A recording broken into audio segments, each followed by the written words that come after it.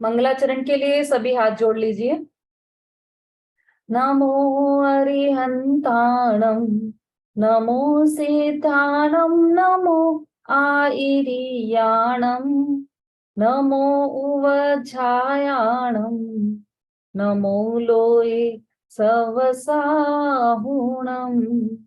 तीन भुवन में सार, वीतराग विज्ञानता, शिव स्वरूप शिवकार, नमो त्रियोग संहारी के।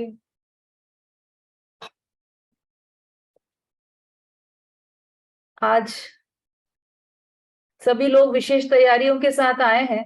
आज सभी को गोष्ठी सुनना है और गोष्ठी में बोलना है, तो तैयारियों के साथ सभी आए होंगे।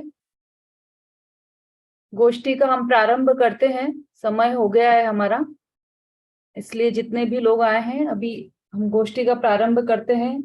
छहडाला एक ऐसा ग्रंथ है जो जन जन का प्रिय है। चाहे किसी भी पक्ष का व्यक्ति हो, चाहे किसी भी बाढ़ का व्यक्ति हो, हर व्यक्ति को छहडाला प्रिय है, जन जन की प्रिय है और घर घर में बोली जाने वाली और याद रखने वाली वस्तु है यह छहडाला। ऐसी छहडाला का हम अध्ययन कर रहे हैं और उसमें पहली ढाल की गोष्ठी यहाँ पर आज संपन्न होने जा रही है। सर्वप्रथम इस ढाल की मंगलाचरण के लिए मैं आमंत्रित कर रही हूँ श्रीमती नीतू जी जैन। हैंड रेस करें ताकि मैं उन्हें अनम्यूट कर सकूं।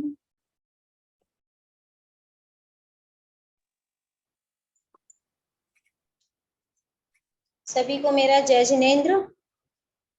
छहडाला की जो गोष्ठी के लिए जो मैंने आज भजन तैयार किया है वो भजन आत्मा के ऊपर ही है। स्टार्ट करती हूँ। बोलो श्री पंच परमेष्ठी भगवान की जय। क्यों सुख स्वरूप हो के भी परेशान हो गए, क्यों सुख स्वरूप हो के भी परेशान हो गए, अपने स्वभाव से तुम ही अनजान हो गए, क्यों सुख स्वरूप हो के भी परेशान हो गए। जब पाप का उदय हुआ रो रो झुलस गए, और पुण्य का उदय हुआ अलमस्त हो गए। जब पाप का उदय हुआ रो रो झुलस गए, और पुण्य का उदय हुआ अलमस्त हो गए। यूं कर्म के उदय में तुम बेहाल हो गए, अपने स्वभाव से तुम ही अनजान हो गए, क्यों सुख स्वरूप हो के भी परेशान हो गए। अपना यहाँ न कोई अपने को जान ले, पर्याय नाशवान है जिनवर की मान ले। जाना स्वयं को जिसने भी भगवान हो गए, अपने स्वभाव से तुम ही अनजान हो गए, क्यों सुख स्वरूप हो के भी परेशान हो गए। बोलो श्री सिद्ध परमेष्ठी भगवान की जय। बहुत बढ़िया, बहुत सुंदर, बहुत अच्छे भाव भी हैं भजन में और बहुत अच्छे स्वर में मंगलाचरण प्रस्तुत किया नीतू जी ने। हाँ रेखा जी, क्या बोलना चाह रहे हैं आप? दीदी मेरे मंदिर में भजन है, मुझे वहां जाना है, पहले आप मेरा सुन लीजिए। हाँ हाँ, अभी लेते हैं एक विशु जी का सुन लेते हैं मंगलाचरण की गाथा का, उसके बाद फिर आपका ही लेंगे। हाँ, और अब हम प्रारंभ करते हैं हमारी गोष्ठी। खड़ाला ग्रंथ का प्रारंभ किया है पंडित दौलत राम जी ने मंगलाचरण के द्वारा। अब इस मंगलाचरण की क्या विशेषता है? मंगलाचरण तो प्रत्येक ग्रंथ में होता है, प्रत्येक सभा के प्रारंभ में मंगलाचरण किया जाता है, लेकिन छड़ाला का मंगलाचरण कुछ विशेष है, कुछ अलग हटकर है। क्यों है ये बताने आ रही है श्रीमती विशु जी जैन। जय जिनेन्द्र दीदी, जय जिनेन्द्र सभी को। तीन भुवन में सार वीतराग विज्ञानिता, शिव स्वरूप शिविकार, नमः त्रियोग संहारी के। जैन समाज में छेढाला ग्रंथ अत्यधिक प्रसिद्ध है। प्रत्येक धार्मिक पाठशालाओं में छेढाला को विशेष रूप से पढ़ाया जाता है। छेढाला पढ़ने में आनंद तो आता ही है, साथ ही इसके पढ़ने से अनंतानंत कर्मों की निर्जरा भी होती है। छेढाला के रचनाकार पंडित दौलत राम जी का जन्म सासनी ग्राम में हुआ था। पंडित दौलत राम जी की 2 रचनाएं उपलब्ध हैं, दौलत विलास और छेढाला। छेढाला ग्रंथ छोटा समयसार नाम से भी जाना जाता है। संपूर्ण ग्रंथ 6 अधिकारों में विभक्त है, चौपाई, पधरी, जोगिरासा, रोला, चाल और हरिगीत। ढाल शब्द का अर्थ हमें मिथ्यात्व से बचाकर ये ढाल का काम करता है, इसलिए इस ग्रंथ का नाम छेढाला नाम बिल्कुल सार्थक है। पूरे ग्रंथ की रचना कुल में रचना 96 है। इस ग्रंथ की रचना बैशाख शुक्ला तृतीया के दिन हुई थी। पंडित दौलत राम जी ने अपनी शक्ति अनुसार शास्त्रों का निचोड़ करके इस छेढाला में गागर में सागर भर दिया है। मंगल कहते किसे हैं? जो सुख को लाता है उसे मंगल कहते हैं, जो पाप को गलाता है उसे मंगल कहते हैं। मंगलाचरण किसे कहते हैं? मंगल रूप आचरण को मंगलाचरण कहते हैं। ग्रंथ का प्रारंभ करते हुए ग्रंथकार कविवर पंडित दौलत राम जी ने वीतराग विज्ञानता को नमस्कार किया है। अगर हम कहें जैन धर्म कैसा है, तो जैन धर्म वीतराग विज्ञान में है। वीतराग विज्ञानता विज्ञान में कहो, चाहे सम्यक दर्शन, सम्यक ज्ञान, सम्यक चारित्राणी कहो, एक ही बात है। वीतरागता तो शब्द है जिसमें सम्यक दर्शन और सम्यक चारित्र गर्भित है, और विज्ञानता मतलब सम्यक ज्ञान, विशिष्ट ज्ञान, केवल ज्ञान। तो वीतराग विज्ञानता मतलब सम्यक दर्शन, सम्यक ज्ञान, सम्यक चारित्राणी मोक्ष मार्ग। वीतराग विज्ञानता का अर्थ आत्मा के आश्रय से प्रकट होने वाली शुद्ध प्रवृत्तियां हैं। यही वीतराग विज्ञानता आनंद स्वरूप है, मोक्ष को देने वाला है। इसलिए पंडित दौलत राम जी मन वचन काय को एकाग्र करके वीतराग विज्ञान रूप अर्थात राग द्वेष रहित केवल ज्ञान को मंगलाचरण रूप में नमस्कार करते हैं। धन्यवाद।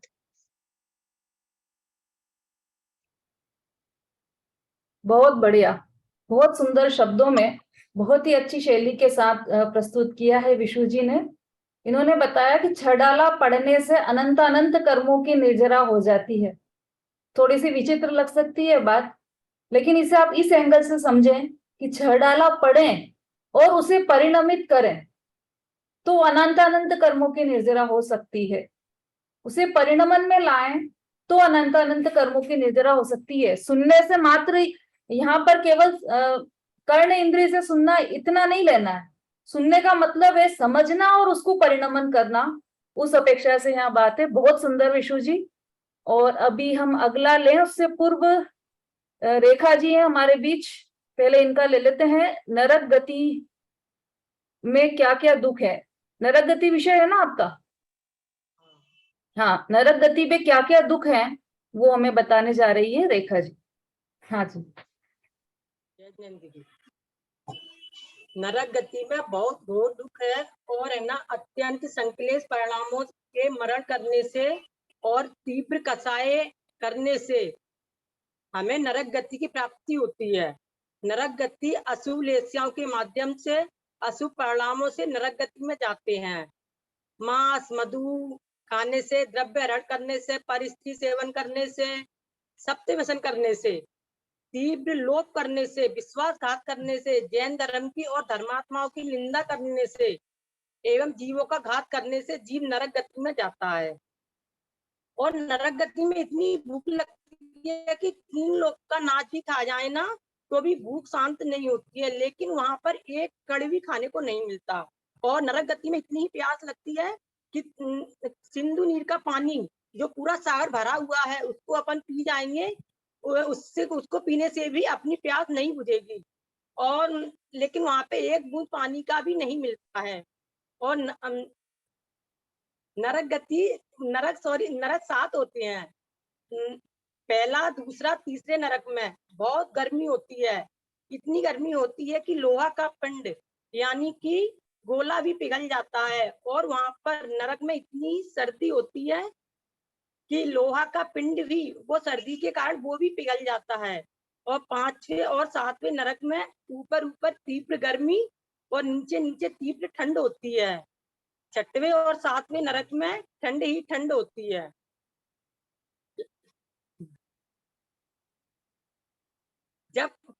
जब कभी अशुभ पाप परिणामों से मृत्यु प्राप्त करके नरक गति में जाते हैं तो उन नरकों में नारकी एक दूसरे को भिड़ाते हैं।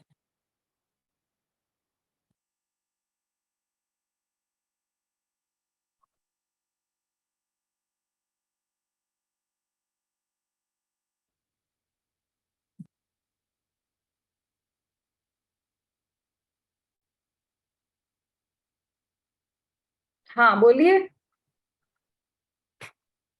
नरक गति में और सहमत नरक गति में इतना दुख होता है कि वहां पे चिलचिल करे शरीर के टुकड़ों को बारीक बारीक चित्रों में काट देते हैं। और फिर है ना, फिर वो सिमट कर फिर एक हो जाते हैं और पारा की तरह एकदम बिखर जाते हैं वहां पे। और फिर वो सारे एकत्रित करके फिर इकट्ठे हो जाते हैं और ना नरक गति में कढ़ाई में डाला जाता है। और सिंधु और है ना वहाँ उसमें ना वो क्या कहते हैं, खून की नदी होती है, उसमें है ना उसमें डाला जाता है। और दीदी इतना ही आ रहा है। ठीक है, बहुत बढ़िया, बहुत सुंदर वर्णन किया है नरक गति का रेखा जी ने। वास्तव में क्रम तो यह है कि हमारा अनंत काल मतलब अनादि काल कहाँ बीता, निगोद में बीता। अनादि काल से हम कहाँ रहे, पहले प्रारंभ हमारा निगोद से हुआ। जैसे सोना होता है ना, वह खदान में रहता है और तब भी वो सोना का सोना ही रहता है, उस पे किट्टे कालीमा मिट्टी वगैरह सब चढ़ी रहती है, लेकिन वो सोना अपने आप में पवित्र रहता है। बिल्कुल ऐसे ही निगोद में अनादि काल से यह जीव रहा, लेकिन अपनी पूर्ण पवित्रता के साथ उसका एक कण भी मेला नहीं हुआ। निगोद में अक्षर के अनंतवें भाग के बराबर ज्ञान रहा, लेकिन आत्मा परिपूर्ण, हम वहां पर परिपूर्ण ज्ञान के खजाने से भरे हुए रहे, हमारा ज्ञान कम नहीं हुआ। बाहर में गंदगी हो तो हो, लेकिन अंदर में शुद्धता रही। यह बात बताने आ रही है निगोद का स्वरूप के रूप में श्रीमती संगीता जी जैन, गाजियाबाद।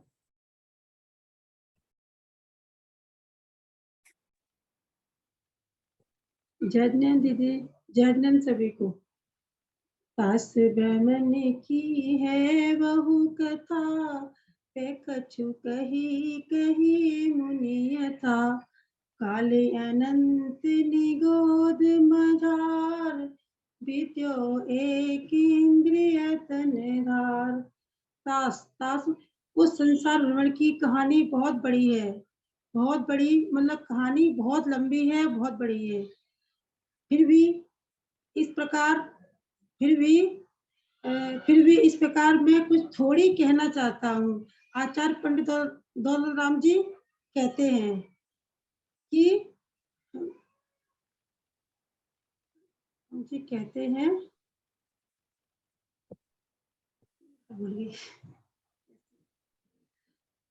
जैसे कि मुनियों ने, आचार्यों ने कही है, वैसे ही थोड़ी कुछ कहना चाहता हूँ। और फिर इस जीव ने अनंत काल तक निगोद में बिताया, वहां पे एक इंद्रिय शरीर धारण किया। और निगोद किसे मतलब निगोद, निगोद नी प्लस गोद, जिस निरे मतलब नी निरे जीव रहते हैं जिस गोद में, जैसे एक शरीर में अनंत जीव रहते हैं उसे निगोद कहते हैं। निगोद के भी दो भेद हैं, पर्याप्तक अपर्याप्तक। जिसने अपना शरीर बना लिया है, जिस जिस जीव का शरीर बन गया है उसे पर्याप्तक कहते हैं, जिसने अपना शरीर नहीं बनाया उसे अपर्याप्तक कहते हैं। इसके भी दो भेद हैं, बादर और सूक्ष्म। बादर मतलब बादर मीन्स जिसकी किसी आधार से रहते हैं, जैसे आलू है उसका आधार, उसमें बादर जीव रहते हैं। और सूक्ष्म तीन लोक में ठसाठस भरे हुए हैं, जो कि पर्वत, नदी और यहाँ तक कि मतलब केवली भगवान सिद्ध हैं, उनके आठ प्रदेशों से भी आते जाते रहते हैं, उन्हें सूक्ष्म जीव कहते हैं। और हाँ, इतर निगोद, इतर निगोद में जीव वो है जो एक बार मतलब वहां से निकलते नहीं है। और नित्य निगोद, नित्य निगोद से जीव निकलते नहीं है, और इतर निगोद से जीव जैसे निकल गया, मर गया और फिर वापस वहीं चला गया। और नित्य जी दीदी हो गया? हाँ दीदी इतना ही। हाँ, कोई बात नहीं, आप अंत में जय जिनेन्द्र बोलेंगे तो समझ में आएगा कि पूर्ण हो गया है आपका। हाँ, जय बढ़िया। दीदी, जय हाँ, बहुत अच्छा, बहुत अच्छा। जितना भी बोला इन्होंने खुद के अध्ययन से, खुद के चिंतन मनन से ही बोला है। बहुत बढ़िया। जो लोग वीडियो पर नहीं है वो डिजिटली भी ताली बजाकर अपना समर्थन जाहिर कर सकते हैं, और जो वीडियो पर है वो तो ताली सबको बजाना ही है, उत्साहवर्धन तो सबका करना ही है। और सिर्फ उत्साहवर्धन नहीं है, ये अनुमोदना भी है कि जो यहाँ पर प्रकरण चल रहा है उसकी अनुमोदना भी यदि आप करते हैं तो कृत, कारित और अनुमोदना तीनों का फल बराबर लगता है, तो उतना ही फल लगेगा जितना कि बोलने वाले को लग रहा है। बहुत सुंदर संगीता जी। अब निगोद के बाद ये जीव कहाँ कहाँ उत्पन्न हुआ?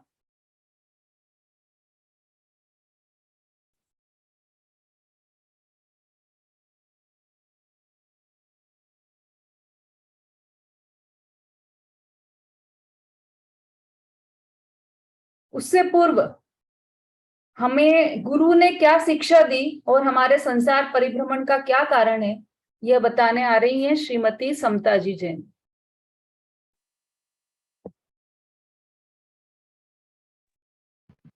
जय जिनेन्द्र दीदी, सभी को जय जिनेन्द्र। मेरा प्रकरण है गुरु की शिक्षा और इनके आदेश और संसार प्रमाण का कारण। महामद पियो अनाथ भूले आप को बड़ी मदिवा तास भ्रमण की ये बहु कथा फेक चुकाऊं पई मुने था। हे बब जीवो, यदि अपना कल्याण चाहते हो तो गुरु की शिक्षा को मन ये को स्थिर करके। एक मिनट, इसकी लाइंस आपने थोड़ा सा बदल दी है। ताही सुनो भवि मंथिरान, यहाँ से आपको बोलना है, क्योंकि वो तो फिर उधर प्रामाणिकता में चला जाएगा। ताही सुनो, मोह महामत सेकंड लाइन है उसकी। अच्छा, हाँ गुरु बोलिए। की शिक्षा में आए थे ना। हाँ हाँ बोलिए मन को बोलिए। गुरु की शिक्षा में आएगा दीदी। हाँ हाँ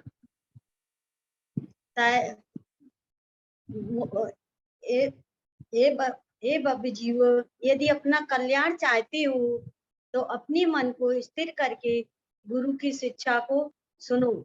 जिस प्रकार मनुष्य तेज शराब पीकर चकचूर होकर इधर उधर डगमगा कर गिरता है, उसी प्रकार ये जीव अनादिकाल से मोह में फंसकर और अपनी आत्मा को भूलकर चारों गतियों में भटक रहा है। अगर तुम्हें हित चाहिए, गुरु जी कह रहे हैं, यदि तुम्हें हित चाहिए, अपना कल्याण चाहिए और अपना अहित ना चाहिए हो, तो अनंत काल से लेकर ही यदि अपना हित चाहते हो तो गुरु की शिक्षा को मन को स्थिर करके देखो, और मन मन को स्थिर करके देखो और फिर सुनो। मन को स्थिर करके, जैसे प्रियवान संसार की प्रिय वार्ता मन स्थिर करके सुनता है, इसी प्रकार तुझे तेरे हित की इच्छा होवे। आत्मा का हित कैसे हो, शांति कैसे हो, सुख कैसे हो, धर्मात्मा गुरु की शिक्षा को मन स्थिर करके सुनो। जैसे बाह्य लोक में अपन कोई चाह होती तो उसको बड़े ध्यान से सुनते, अगर अपने कल्याण की इच्छा चाहना हो तो गुरु की बात को स्थिर करके सुनो। जैसे जैसे शराब पीकर व्यक्ति हैरान होता है, वैसे ही ये महान मिथ्यात रूपी शराब पीकर ये मेरी स्त्री, ये मेरे पुत्र, ये मेरा शरीर, ये मेरा मकान, ये मेरा धन, ये मेरी दौलत, ऐसे भटक कर ये अनंत संसार भटक रहा है। अगर तुमको अनंत संसार नहीं भटकना हो तो अपना आत्मा का कल्याण करना हो तो गुरु उपदेश को ध्यान से सुनकर, गुरु कह रहे कि बाहर में सुख नहीं है, सुख अपने में ही है, और सुख अनंत काल के लिए आपको सुखी होना है तो एक अपना आत्म कल्याण के अलावा और कहीं सुख मिलेगा नहीं। आप कहीं भी चले जाना, चाहे तीर्थों में चले जाना, चाहे क्षेत्रों में चले जाना, चाहे कुछ भी कर लेना, केवल एक अपने आत्मा का कल्याण सम्यक दर्शन नहीं किया तो सुख की प्राप्ति नहीं होगी। इस प्रकार मेरी बात को पूरा करके जय जय। बहुत सुंदर, बहुत बढ़िया।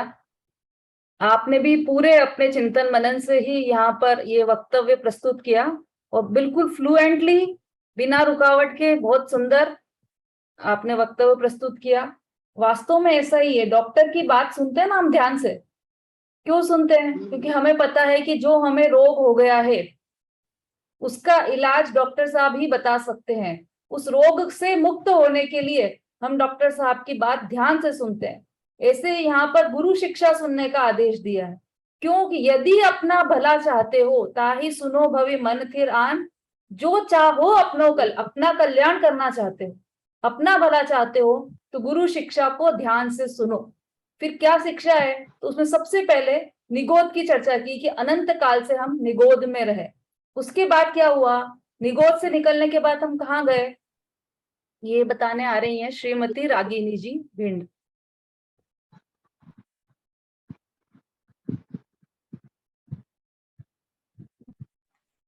जय जिनेंद्र सभी को मेरा सारा जजमेंट। आज हम यहाँ निगोद से निकलकर प्राप्त हुई पर्याय के बारे में चर्चा कर रहे हैं। सबसे पहले मैं थोड़ा सा निगोद के बारे में बताना चाहूंगी।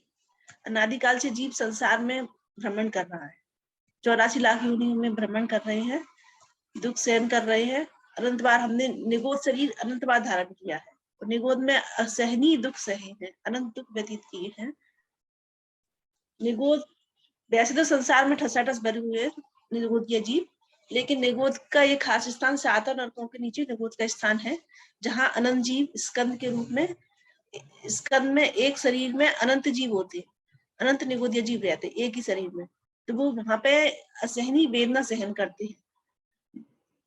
वहां से निकलने का किसी शुभ कर्म योग से, किसी उनके पुण्य कार्य योग से कभी वहां से निकलने का कोई योग बनता, बहुत ही कम जीवों को, अनंत काल से जीव उसमें बहुत ही कम जीवों को वहां से निकलने का योग बनता है।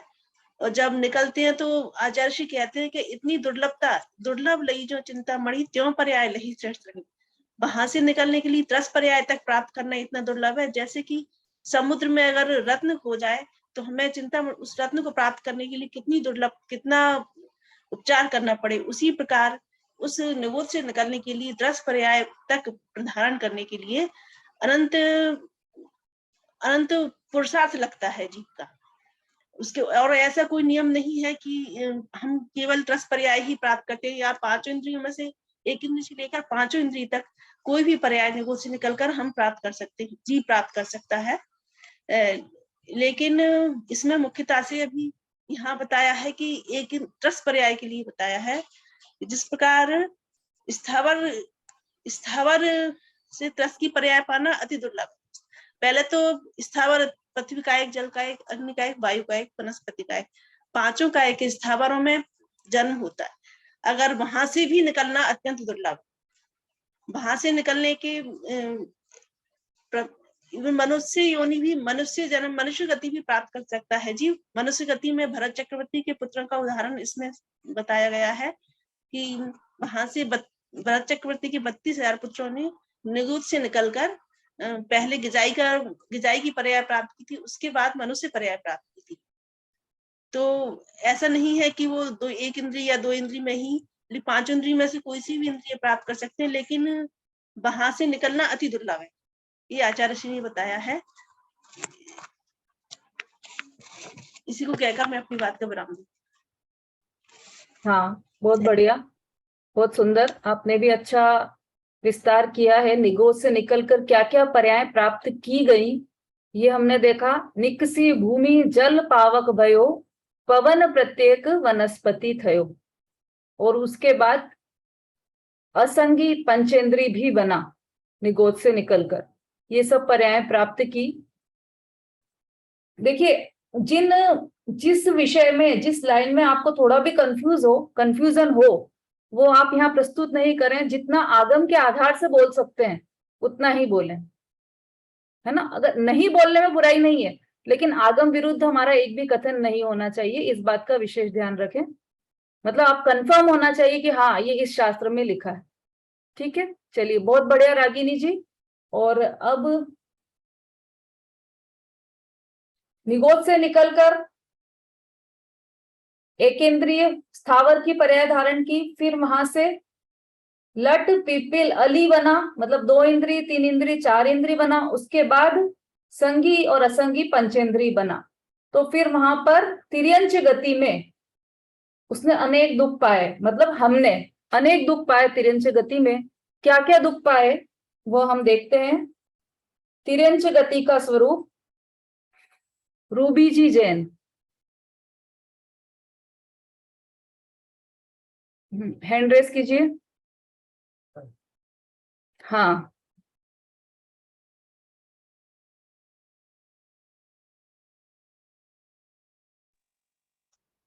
जय जिनेन्द्र सभी को।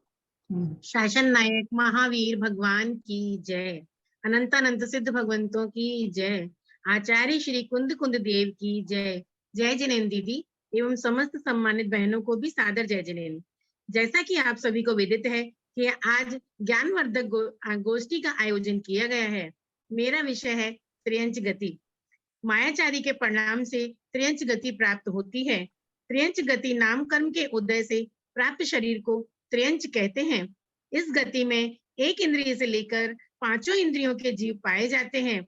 स्थावर और त्रस्त दोनों ही हैं। संगी और असंगी भी इसी गति में पाए जाते हैं।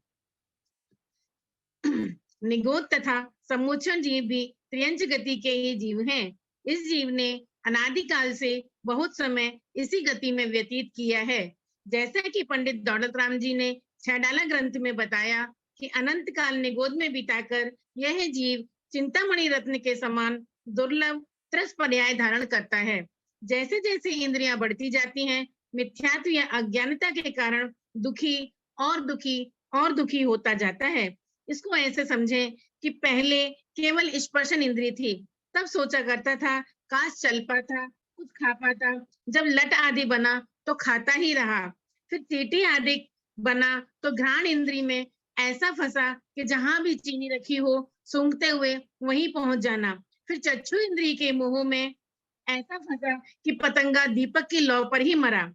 जब इंद्रियों की पूर्णता हुई तो मन बिना होकर बहुत दुख सहन किए, और यदि मन भी मिला तो उसका सही उपयोग नहीं किया। शेर आदि की क्रूर पर्याय में या तो शिकारी का शिकार बना या निवल पशुओं को क्रूरता पूर्वक मारा। यदि निवल पशु बना तो छेदन, भेदन, भूख, प्यास, मालिक की मार, मांसाहारी मनुष्यों का भोजन बना। ये जो पश्मीना की शॉल, कश्मीर की शॉल पहनते हैं ना, नवजात भेड़ के बाल उतार लिए जाते हैं जिससे उसकी चमड़ी उधर जाती है। महंगे महंगे लेदर की वस्तुएं जीवित पशु की खाल उतारते हैं। इस प्रकार जन्म मरण और शरीर संबंधी अनेक दुख को यह जीव दुखी होकर भोगता है, और वहां से संकलेशित परिणाम होने पर रो रो कर मरता है और नरक में जाता है। संयोग सुख दुख का कारण नहीं, पर में एकत्व बुद्धि द्वारा इष्ट और अनिष्ट पना मानकर दुखी होता है। चारों गतियों के दुख संयोग के ही दृष्टि से बताए गए हैं। हमने तो घूमी चारों गतियां, न मानी जिन्नी वाणी की बत्तियां। अब पूरा भजन नहीं करूंगी, केवल त्रियंच गति की बात करेंगे। पशु तनि पाया बहु दुख पाया, बोझा ढोया भूखा सोया, असुअन से भरी आई अखियां, न मानी जिन्नी वाणी की बत्तियां। अब ना घूमेंगे चारों गतियां, मानेंगे जिन्नी वाणी की बत्तियां। इन्हीं शब्दों के साथ अपनी वाणी को विराम देती हूँ। जिनवाणी माँ की जय। जय जिनेन्द्र सभी। बहुत सुंदर, बहुत बढ़िया, बहुत अच्छी बातें आपने रखी यहाँ पर सबके समक्ष। एक तो बिल्कुल प्रॉपर वे में बिल्कुल आपने लिख कर रखा कि किसके बाद क्या लेना है। बहुत बढ़िया, बहुत अच्छा चिंतन, और आपका स्वर भी, आवाज भी बहुत अच्छी आ रही थी यहाँ तक। बहुत सुंदर रूबी जी। तिर्यंच गति का ही स्वरूप समझाने और आ रही हैं श्रीमती साधना जी जैन।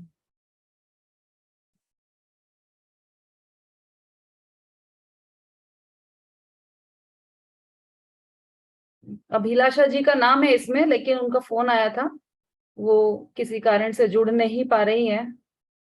साधना जी जैन अगर उपस्थित हो तो हैंड रेस करें, तो फिर यहाँ से उनको अनम्यूट करेंगे।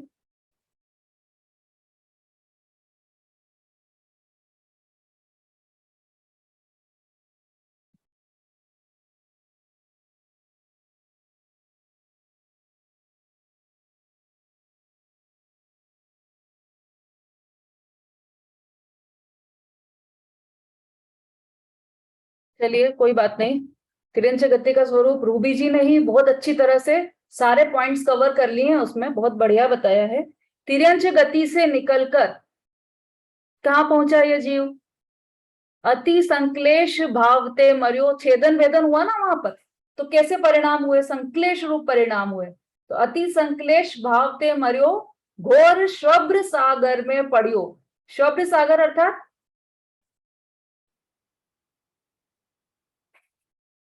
शुभ्र सागर अर्थात नरक गति में, नरक गति में गया। अब नरक गति का स्वरूप क्या है वह बताने आ रही हैं रेखा जी भिंड।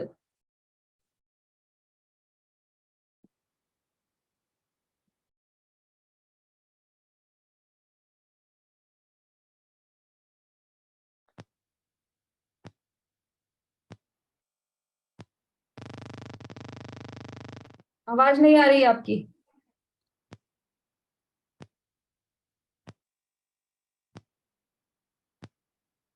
कनेक्शन चेक कीजिए आपका।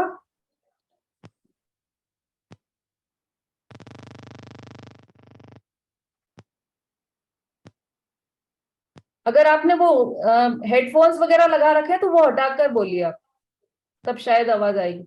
मोबाइल में से भी उसे हटा दीजिए। हाँ अब आ रही है दीदी आवाज? अब आ रही है।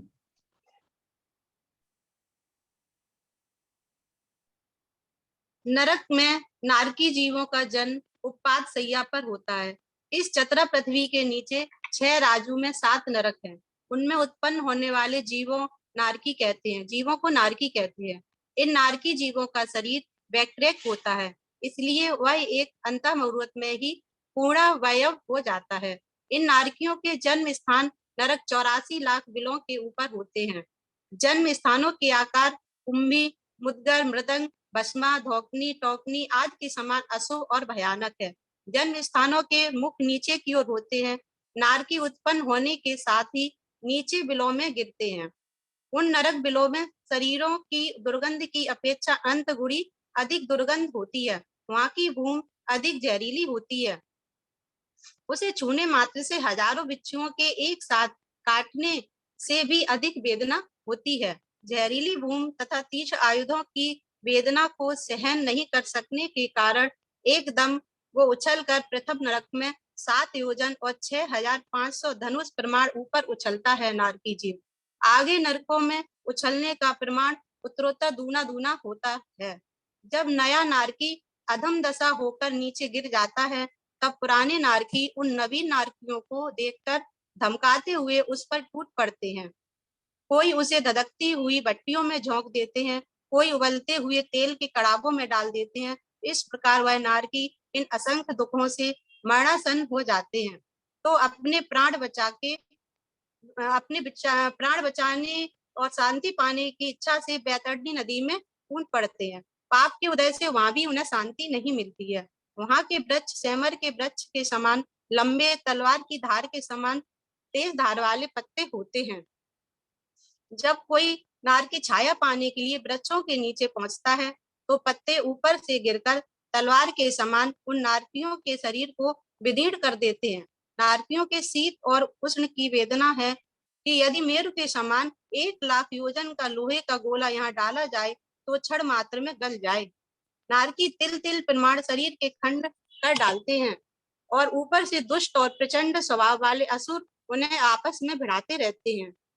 वहां प्यास की वेदना इतनी अधिक होती है, यदि समुद्र भर भी पानी पीने को मिल जाए तब भी प्यास न बुझे, पीने को एक बूंद पानी भी नहीं मिलता है। भूख की वेदना इतनी तेज है कि तीनों लोगों का समस्त अन्न भी खाने को मिल जाए तो भी भूख नहीं मिट सकती, परंतु अन्न का एक दाना भी खाने